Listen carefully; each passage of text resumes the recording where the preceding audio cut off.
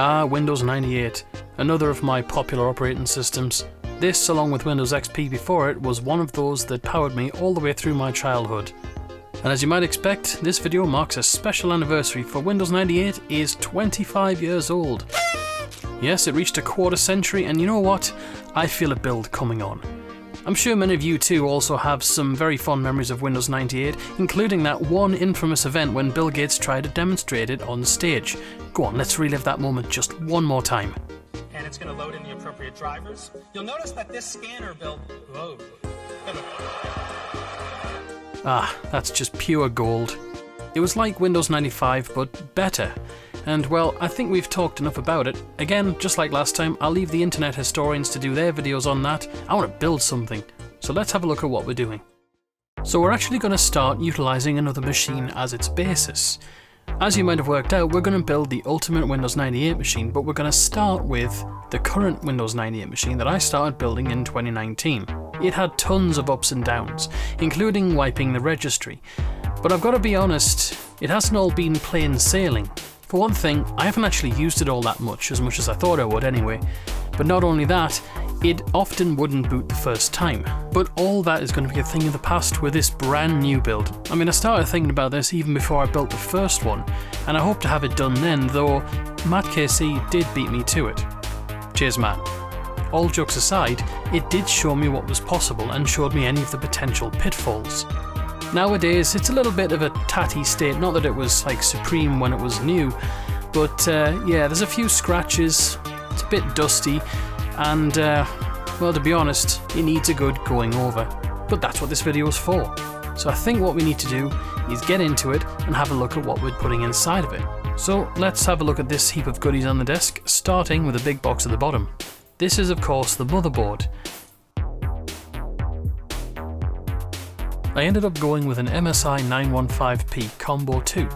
This wasn't my first choice, however. I'd originally wanted this one by AS Rock, but unfortunately I couldn't find that on eBay at all. Still though, this one's good enough. It came with a CPU, though I won't be using it, this Pentium 4 3GHz.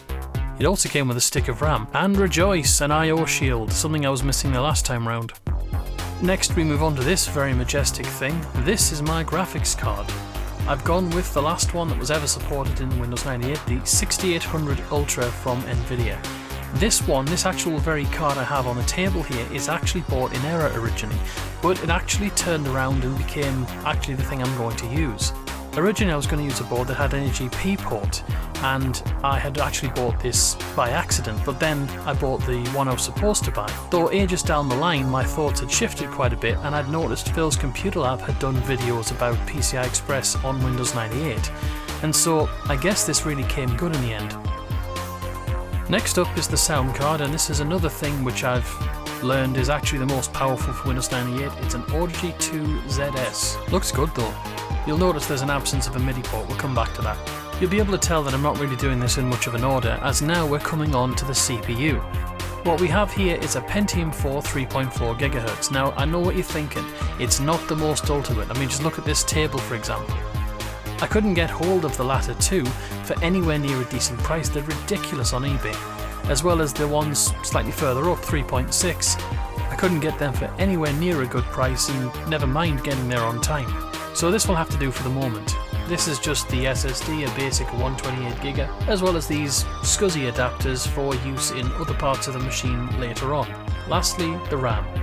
I'm taking up to its maximum of 1GB with 2 sticks of 512. There'll be other parts later on, but for now, let's just dismantle this thing and get on with the rebuild. Cue the disassembly montage.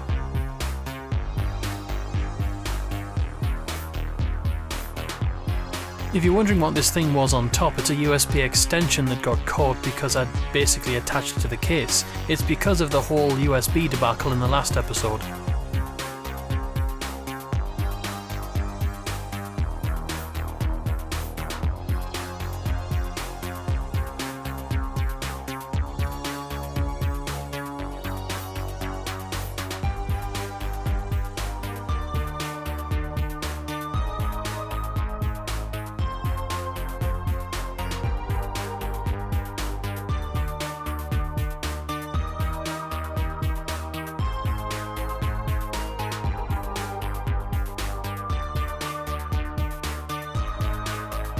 And it wouldn't be a PC build without me cutting myself on the case now, would it?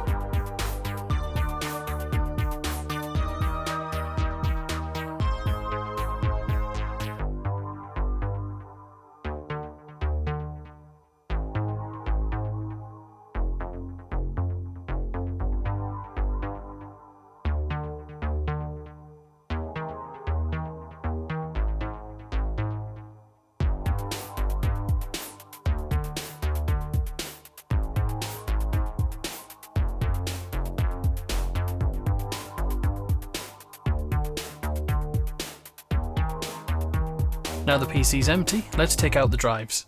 I haven't introduced the parts for this bit as these will be introduced a lot later. There's going to be a bit of a shake-up.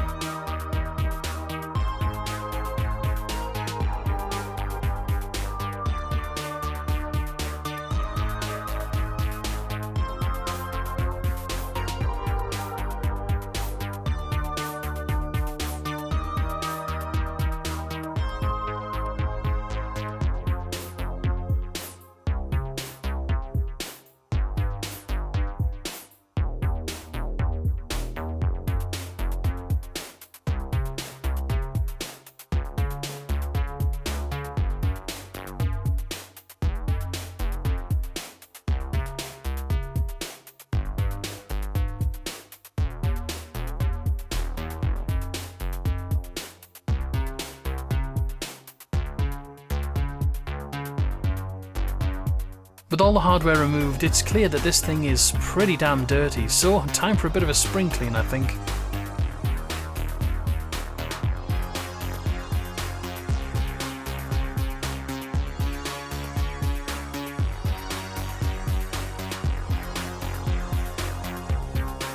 And one half-arse cleaning later, it looks alright, I guess. Good enough. Onwards to the next bit in a substantially disinfected case.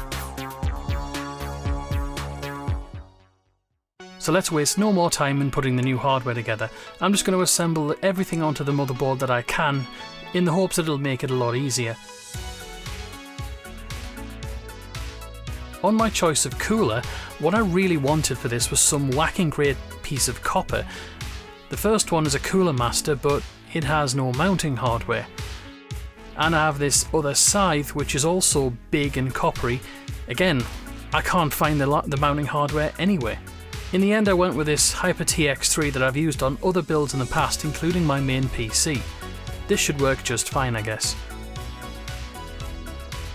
So this next bit is a bit contentious, so I'm not going to show you it. Haha, you'll just have to guess how I put the thermal paste on. It's got horrible push pins and it took an absolute devil of a job to get it on.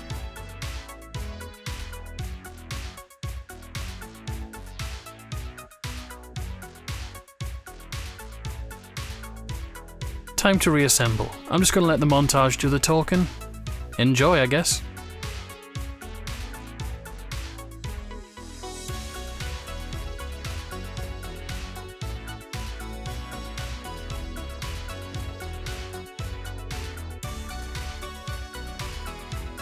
I did notice a slight problem. The graphics card has a 6-pin which this power supply doesn't have.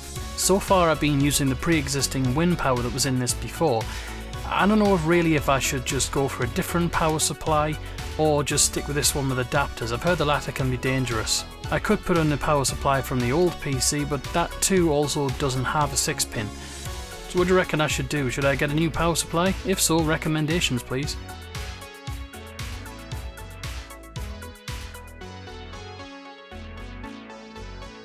Now I'm fitting the sound card.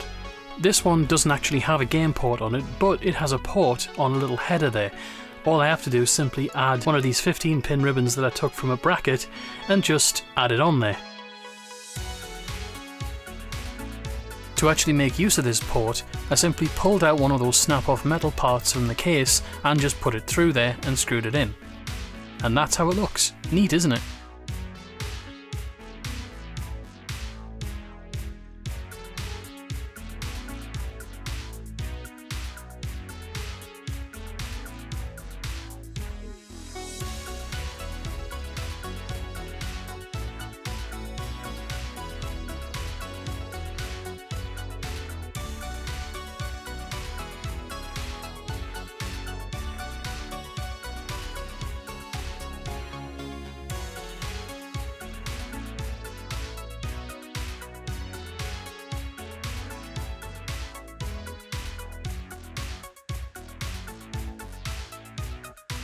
well, that's the build for the moment, as complete as I can be, because honestly I've run out of time.